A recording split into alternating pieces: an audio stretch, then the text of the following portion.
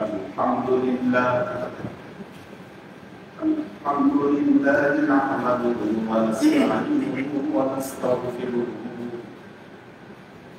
ونؤمن به ونتوكل عليه ونعوذ بالله من شرور أنفسنا ومن سيئات أعمالنا من يهد الله فهو المهتد ومن يضلل فلن تجد له وليا مرشدا ونشهد أن لا إله إلا الله وحده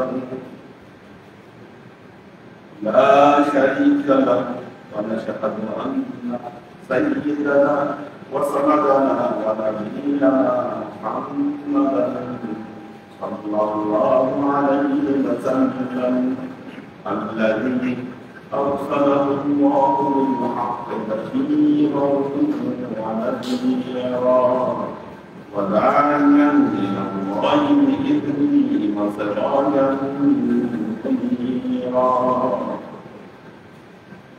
وقال الله تعالى في كلامه المجيد وقرآنه الحميد ما كان محمد أبا أحد من رجالكم ولكن رسول الله وخاتم النبيين وكان الله بكل شيء عليما إن الله وملائكته يصلون على النبي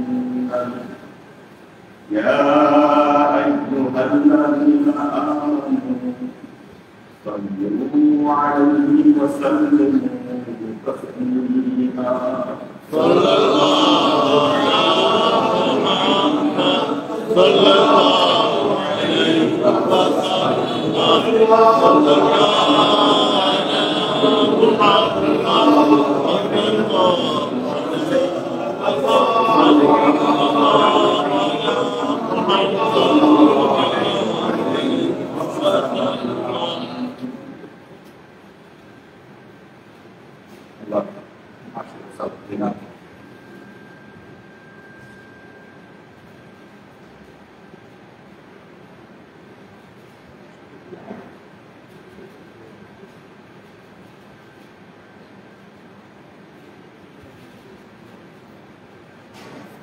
আপনারা কোরআন ক্লাসের সার্টিফিকেট অনেকে পেয়েছেন। আদাবুল মুরিদিন এটা একটা কোর্স, কোরআন পড়া শিখায়, কোরআন শুদ্ধভাবে শিখায়, এই কোর্সের দিকে আপনাদেরকে নিয়ে যাবে। এবং এই কোর্সগুলোতে গুরুত্বপূর্ণ যে জিনিসগুলো, কতগুলো কোরআনের আয়াত আপনাদের মুখস্থ করতে হবে। অর্থ সহ যখন আয়াত মুখস্থ করতে পারবেন অর্থ সহ, ক্লাসের আলোচনা আপনাদের জেনে থাকলে এটা ব্যাখ্যাও করতে পারে। কিন্তু জিনিস যদি মাথায় না থাকে তাহলে এই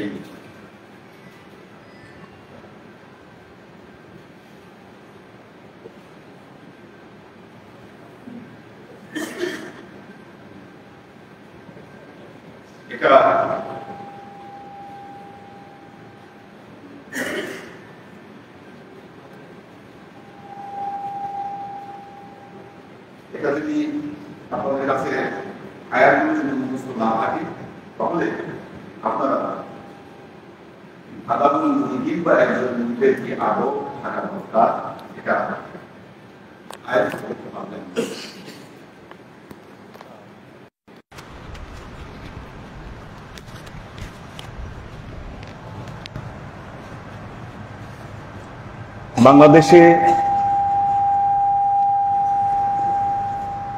বাংলাদেশে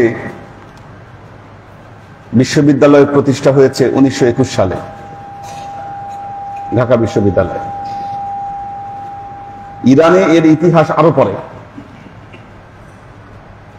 1936-এর দিকে গিয়ে ইরানে প্রথম বিশ্ববিদ্যালয় প্রতিষ্ঠা হয়।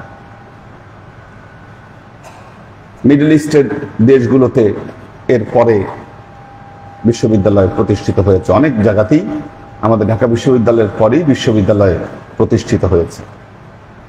এর একটি বড় কারণ ছিল, ব্রিটিশরা তো আমাদেরকে শাসন করেছে, এটা ব্রিটিশ উপনিবেশ ছিল। তাদের শিক্ষাকে কার্যকর করার জন্য একটা সিস্টেম তারা এখানে অ্যাপ্লাই করেছে। তার আগে কি পৃথিবীতে মুসলমানরা শিক্ষিত ছিল না? ইতিহাস কি বলে? শিক্ষিত ছিল কিনা? মুসলমানরা তো শিক্ষিত ছিল, তারা এমন শিক্ষিত ছিল, শিক্ষা দীক্ষায় তাদের ধারের কাছে পৃথিবীর কেউ ছিল না। এবং আপনারা জানেন, যখন এই বাংলাদেশে প্রথম মুসলিম শাসন প্রতিষ্ঠিত হয় 1205 খ্রিস্টাব্দে, ইখতিয়ার উদ্দিন মোহাম্মদ বিন বখতিয়ার খিলজি, উনি ভারত জয়ের পরে, বাংলাদেশ জয়ের পরে অসংখ্য অলি আউলিয়াকে ওনারা বাংলাদেশে দিয়ে গেছেন। ওনারা যে কাজটা করেছেন সেটা হলো বাংলাদেশের বিভিন্ন জায়গায় তারা খানকা স্থাপন করেছেন। ঐতিহাসিক সূত্র থেকে জানা যায়, ওই সময়ে বাংলাদেশে প্রায় 80,000 খানকা প্রতিষ্ঠিত হয়েছিল। 80,000,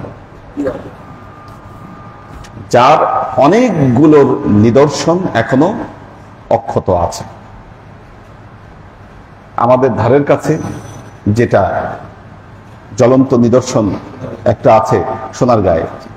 সোনারগাঁয়ে ওখানে শরফুদ্দিন আবু তাওয়ামা রহমতুল্লাহ আলাই, উনি দিল্লিতে ছিলেন। শরফুদ্দিন আবু তাওয়ামা, দিল্লির শাসক তখন গিয়াসউদ্দিন বলবন। এখন উনি বিরাট আলেম, জ্ঞানী গুণী লোক, সবাই তার সান্নিধ্যে যায় এবং তার থেকে শিক্ষা লাভ করে। এটা দেখে গিয়াসউদ্দিন বলবনের এটা ভালো লাগলো না। এই কারণে উনি ভাবলেন যে আমার চেয়ে তার প্রসিদ্ধি বেড়ে যাচ্ছে, কাজে তাকে দিল্লিতে রাখা যাবে না। উনি ফরমান দিলেন শরফুদ্দিন আবু তোয়ামাকে যে আপনি দিল্লি ছেড়ে বাংলাদেশে চলে যান, ওখানে নতুন ইসলাম গিয়েছে, ওই জায়গায় মানুষ অনেক অজ্ঞতার মধ্যে আছে, আপনি ওখানে গিয়ে ইসলাম প্রচার করেন। শরফুদ্দিন আবু তোয়ামা দিল্লি থেকে বাংলাদেশের দিকে তিনি রওনা করলেন। আসার পথে তিনি বিহারে একটা জায়গায় তিনি অবস্থান করলেন। ওখানে বিহারের যে শাসনকর্তা ছিল তার সন্তান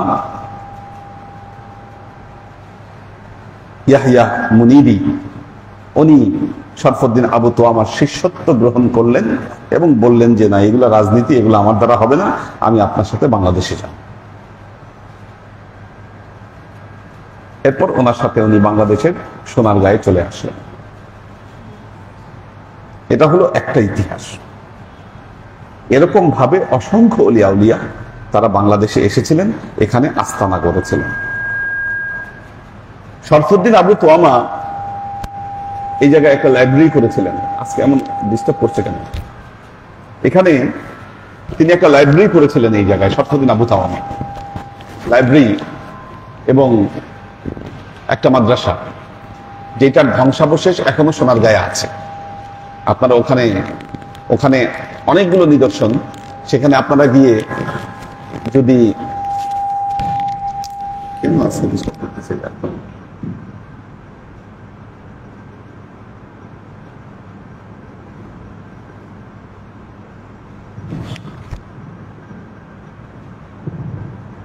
ওটাকে ওরা বলে আন্দার কেল্লা, আন্দার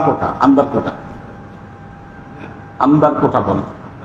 ওখানে যে কাউকে জিজ্ঞাসা করলে যে আন্দার কোটা কই, এটা একটু ভেতরে জিজ্ঞাসা না করলে এটা ফিরে পাবে আন্দার কোটা। আন্দার কোটা বলা হয় এই জন্য মাটির নিচে একটা স্থাপনা আছে, এই জন্য ওটাকে বলে আন্দার কোটা। তো ওখানে উনি এই লাইব্রেরি করেছিলেন এবং অসংখ্য বই তিনি দিল্লি থেকে তিনি নিয়ে এসেছিলেন, তার শিষ্যদেরকে তিনি এখানে শিক্ষা দিতেন।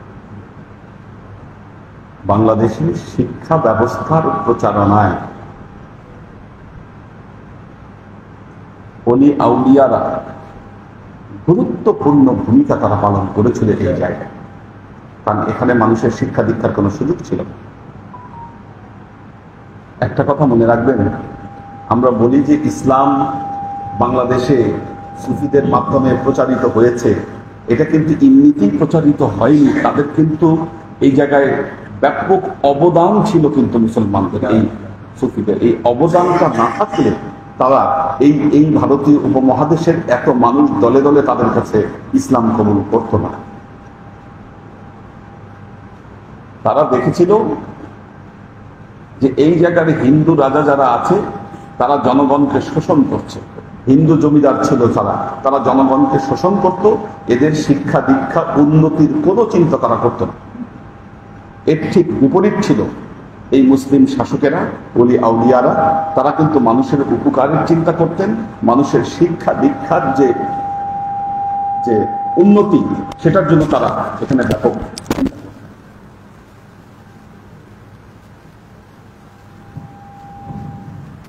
তো এই চিন্তার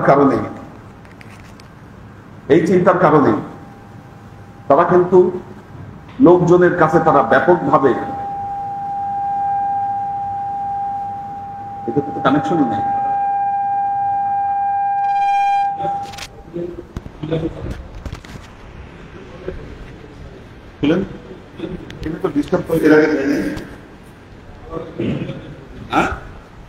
কোথাও চাঁদপুরে আছে কিনা দেখো তো,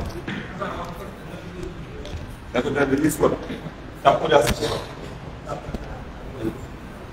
এই যে এখানে প্যাস্টেজ লেগে আছে, এই যে দেখো এখানে কি অবস্থা, রিলিজ করো।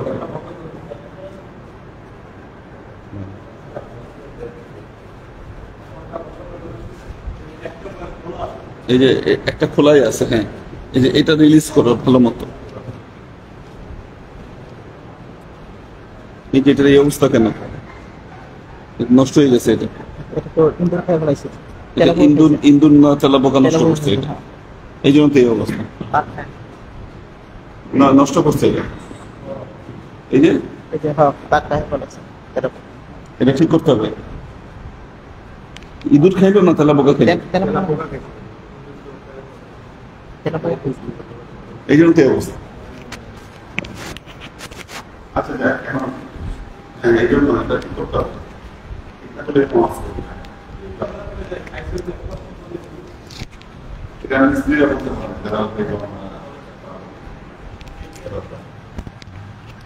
তো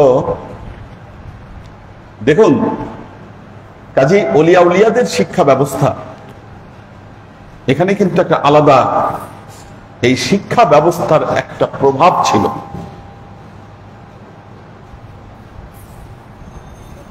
তাদের শিক্ষার মূল বিষয়টা ছিল সোল টু সোল, এই শিক্ষা ট্রান্সফার হতো, সিনা টু সিনা শিক্ষা ব্যবস্থা, শিক্ষা ঢুকে যেত অন্তর, যার প্রধান একটা মাধ্যম ছিল আদব।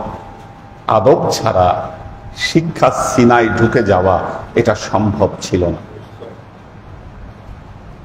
তারা মানুষকে সোনার মানুষে পরিণত করতেন, সোনার মানুষে পরিণত করতেন। আল্লাহর রহমত এমনি আসে না। একটা জিনিস মনে রাখবেন, আমি আমার জীবনে অনেক মানুষ দেখেছি যারা অত্যন্ত মেধাবী,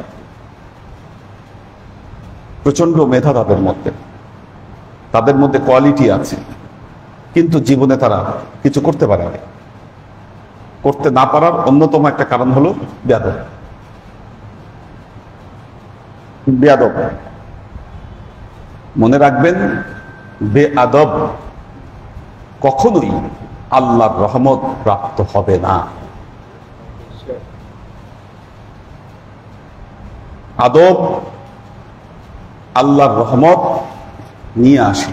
এই জন্য মাওলানা রুমি বলেছেন, আজ খোদা মি জুয়াম তৌফিকে আদব বি আদব মাহরুম মদ আজ লুৎফেরা। আল্লাহর কাছে আমি আদবের তৌফিক চাই, কারণ বেয়াদব আল্লাহর রহমত থেকে তারা দূরে সরে যায়।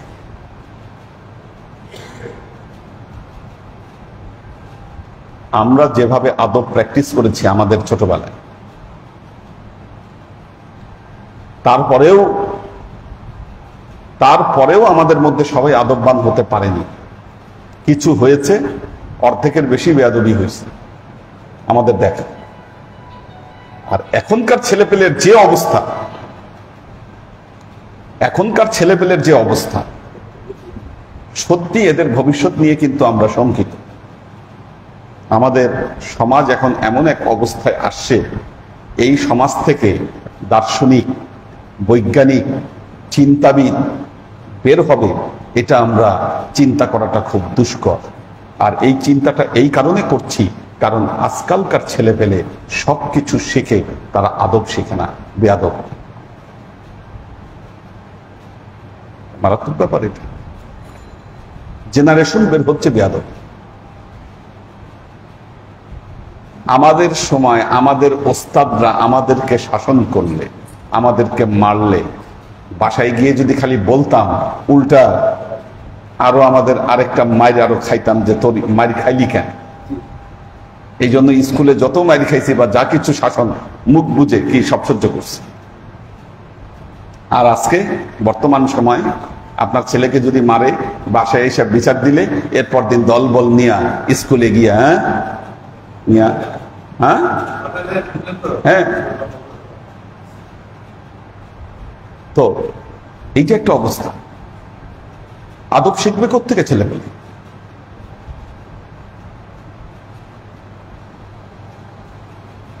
আগের যুগে আদব শেখানোর জন্য মানুষ তার সন্তান সন্ততিদেরকে আলেম ওলামা বড় বড় মানুষদের কাছে পাঠাতো, যে না, তোমরা তাদের কাছে গিয়ে আদব শিখে আসো।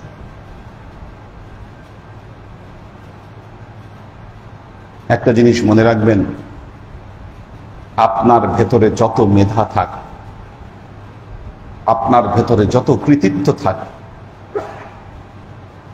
আপনার যত অর্থ সম্পদের মালিক আপনি হন না কেন, আদব যদি আপনি প্র্যাকটিস করতে না পারেন, আপনার মধ্যে যদি আদব না থাকে, এই সমস্ত কিছু কোনো কাজে আপনার আসবে না, বিফলে যাবে সবকিছু। এজন্য প্রতিটা মানুষকে নিজের জন্য আদববান হওয়া উচিত। আমরা মনে করি আমার গায়ে শক্তি আছে, আমার সম্পদ আছে, হামসে বড়া কোন হ্যাঁ, আমি যা খুশি আমি তাই করতে পারি, কে আমাকে ঠেকাবে, কে আছে আমার উপরে কি আমাকে বাধা দিবে? মনে রাখবেন, উপরে যিনি বসে আছেন তিনি আপনার প্রতিটা পদক্ষেপ তিনি পর্যবেক্ষণ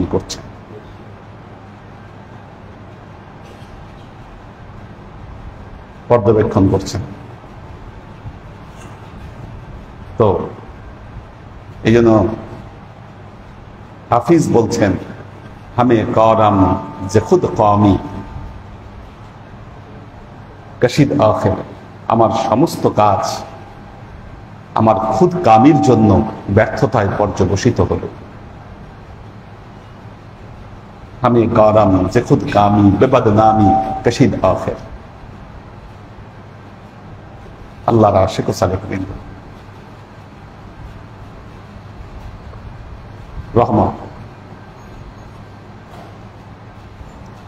রহমত এমন জিনিস যা পানির একটা বিন্দুকে সমুদ্রে পরিণত করে দিতে পারে, কাচরাকে বাহার করে দিতে পারে। রহমত এমন জিনিস, এটা থাকলে চাবি ছাড়া তালা উন্মুক্ত হয়ে যায়। রহমত থাকলে ওষুধ ছাড়া ব্যথার উপশম হয়। রহমত এমন জিনিস, এমন অসুখে আপনি অসুস্থ হয়েছেন, কেউ তার সমাধান দিতে পারছে না, এটা চিকিৎসা কেউ দিতে পারছে না। কি হলো? আপনি আল্লাহর এমন এক রহমতের মধ্যে আপনি হয়তো এক সময় পড়ে গেলেন, এগুলো সব ধুয়ে মুছে গেল, বহু মানুষের জীবনে এমন হয়েছে, যে কারণে আপনি ওই মুক্তি লাভ করেছেন, এটা ছিল আল্লাহর রহমত। অনেকে এমন অসুস্থ হয়েছেন, দেখা গিয়েছে যে আপনি বহু ডাক্তারের কাছে গেছেন, ঠিক কোন ডাক্তার আপনার অসুখ সারাইতে পারে নাই, কোন ডাক্তার সমাধান দিতে পারেনি, আপনাকে ফিরিয়ে দিয়েছে। আল্লাহর কালাম, ঠিক আল্লাহর একটা কালামের কারণে আপনার ওই অসুখ মুহূর্তে ঠিক হয়ে গেছে। কেন? জায়গাটা কোথায়? রহমত আল্লাহ, এ হলো আল্লাহ রহমত। আবার দেখবেন হুজুর একজনকে তদবির দিয়েছে, দুইজনকে তদবির দিয়েছে, একজন খুব দ্রুত ফলাফল পেয়েছে, আরেকজন ফলাফল পায় নাই। কেন? একজন আল্লাহ রহমতের অতি নিকটবর্তী হতে পেরেছে, আরেকজন রহমত থেকে বঞ্চিত হয়েছে, যে কারণে একজন দ্রুত আরোগ্যতা লাভ করেছে, আরেকজন আরোগ্যতা লাভ সে করতে পারেনি। রহমত, রহমত।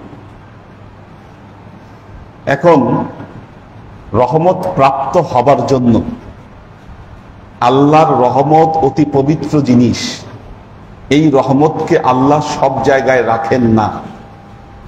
ওই পাত্রে আল্লাহ রহমতকে রাখবেন যেই পাত্রটা পুত পবিত্র, আর এই পাত্রকে পুত পবিত্র করবার জন্য সবচাইতে গুরুত্বপূর্ণ যে জিনিস, সেটা হচ্ছে আদব।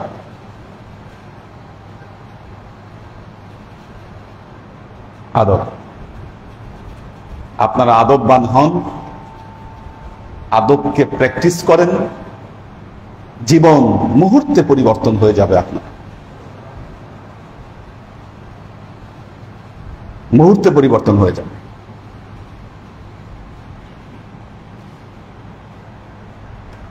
আল্লাহর আশিক ও সালেক বৃন্দ,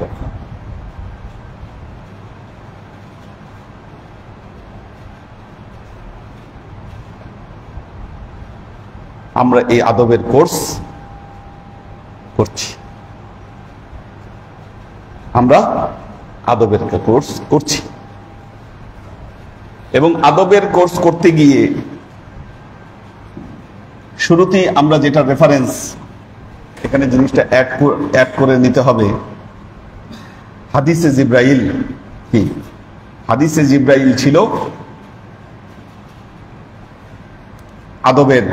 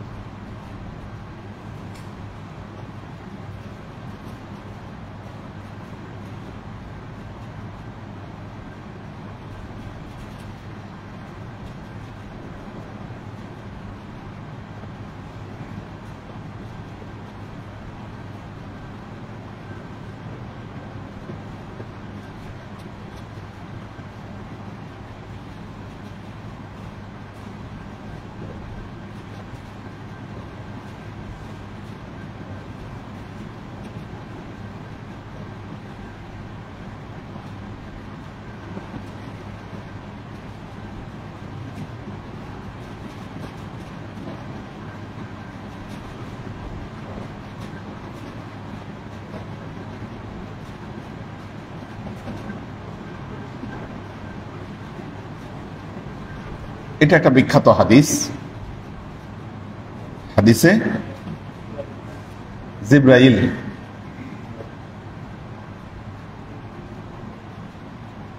আমরা এখানে অ্যাড করে দিলাম হাদিসে জিব্রাইল।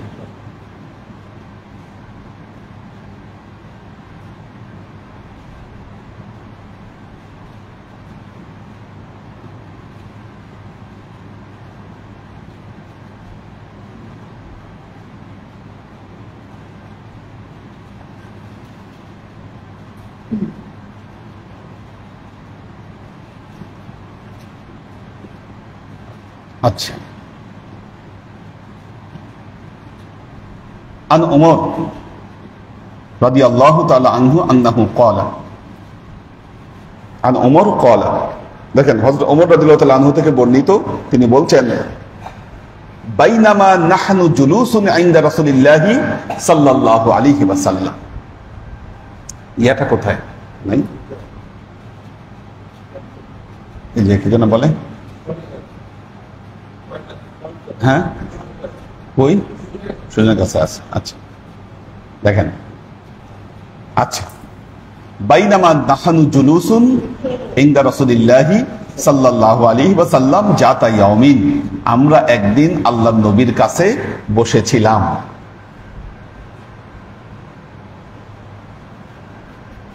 দুইজনের ঘুম লাগছে, আমাদের মুয়াজ্জিন সাহেব আর শামসুল আরিফিন।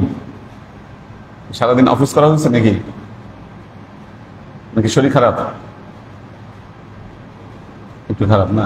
আচ্ছা আচ্ছা দেখেন, ইনদা রাসূলিল্লাহি সাল্লাল্লাহু আলাইহি ওয়াসাল্লাম যাতা ইয়াউমিন ইজ তালাআ আলাইনা রাজুলুন, ইজ তালাআ এমন সময় উদিত হলো না, আলাইনা আমাদের মধ্যে, রাজুলুন একজন ব্যক্তি, শাদীদুন যার দেহ হচ্ছে অত্যন্ত প্রকাণ্ড, বিয়াজুস সিয়াব খুব রুষ্টপুষ্ট শরীর, বিয়াজুস সিয়াব এবং তার জামা ছিল সাদা, জামা ছিল সাদা।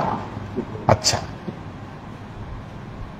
সাওয়াদুশ শাআর চুল ছিল পরিপাটি, লা ইউরা আলাইহি আসারুস সাফার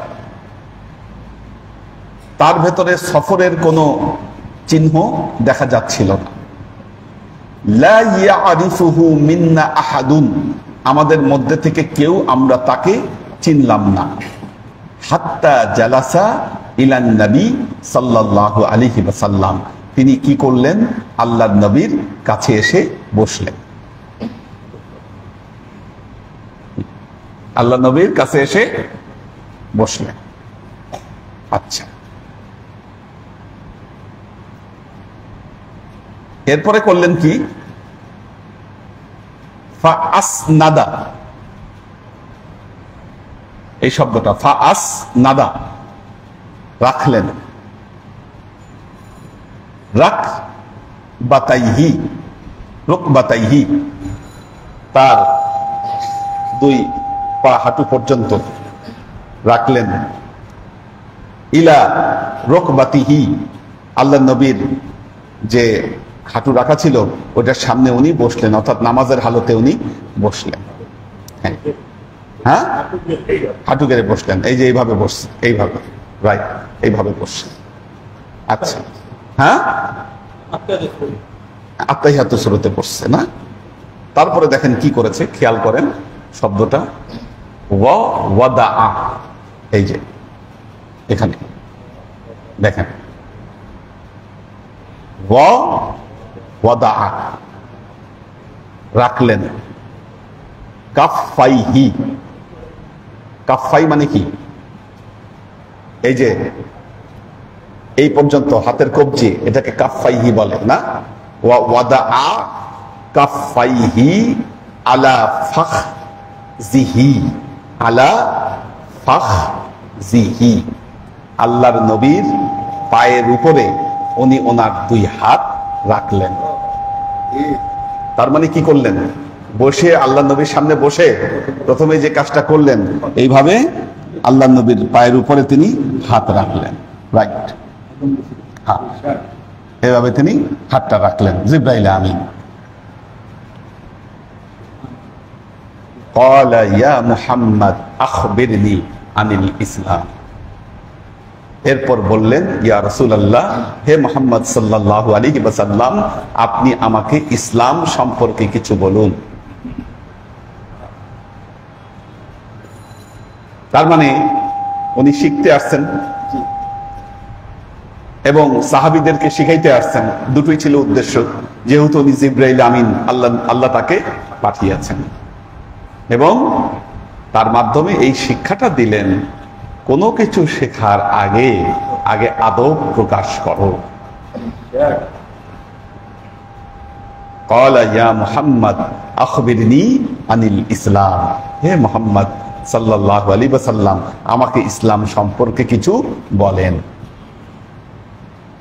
আল্লাহ নবী বললেন, ফাকালা রাসূলুল্লাহ সাল্লাল্লাহু আলাইহি ওয়াসাল্লাম আল ইসলাম আন তাশহাদা আল্লা ইলাহা ইল্লাল্লাহ ওয়া আন্না মুহাম্মাদার রাসূলুল্লাহ তুকিমুস সালাত ওয়া তু'তিজ যাকাত তাসুমু রমাদান তুহজ্জুল বাইতা ইন ইসতাতা'তা ইলাইহি সাবিলা ক্বালা সাদ্দাকতা। আল্লাহ নবী যখন এতটুকু বললেন তখন আগন্তুক বললেন সাদ্দাকতা। হ্যাঁ, বলতেছে আপনি সত্য বলছেন। ফাআজাবনা লাহু ইয়াসআলুহু ওয়া ইউসাদ্দিকুহু ফাজাবনা লাহু। আমরা সবাই তাজ্জব হয়ে গেলাম যে এ নিজেই আবার প্রশ্ন করতেছে, আবার সে নিজেই বলতেছে আপনি সত্য বলছেন। এ কেমন কথা, এটা কেমন প্রশ্নকারী সে? হ্যাঁ হ্যাঁ, তার মানে সে উত্তর জানে এবং জানি সে বলতেছে আপনি সত্য বলছেন। এই ধরনের তো একটা অদ্ভুত এক পরিবেশ দেখতে পাচ্ছে। দ্বিতীয় প্রশ্ন কি করলো? ফাখবিরনি আনিল ঈমান। দ্বিতীয় প্রশ্নে বলল আমাকে ঈমান সম্পর্কে বলুন। ফাখবিরনি আনিল ঈমান, আমাকে ঈমান সম্পর্কে বলুন। ঈমানের ব্যাখ্যা দিলেন আল্লাহর নবী, ক্বালা আন তুমিনু বিল্লাহি ওয়া মালাইকাতিহি ওয়া কুতুবিহি ওয়া রুসুলিহি ওয়াল ইয়াউমিল আখিরি ওয়া তুমিনু বিল কদরি খাইরিহি ওয়া শাররিহি ক্বালা সাদ্দাকতা। কি বললেন? হ্যাঁ, আপনি সত্য বলেছেন। ক্বালা ফাখবিরনি আনিল ইহসান, আমাকে ইহসান সম্পর্কে বলেন। আল্লাহ নবী বললেন আন তা'বুদুল্লাহা কাআন্নাকা তারাহু ফা ইন লাম তাকুন তারাহু ফা ইন্নাহু ইয়ারাকা। এরপরের প্রশ্ন কি ছিল? ফাখবিরনি সাআ, আপনি আমাকে সাআত, কিয়ামত সম্পর্কে বলুন। আল্লাহ নবী বললেন মাল মাসউলু আনহা বিআ'লামা মিনাস সাইল। যাকে প্রশ্ন করা হয়েছে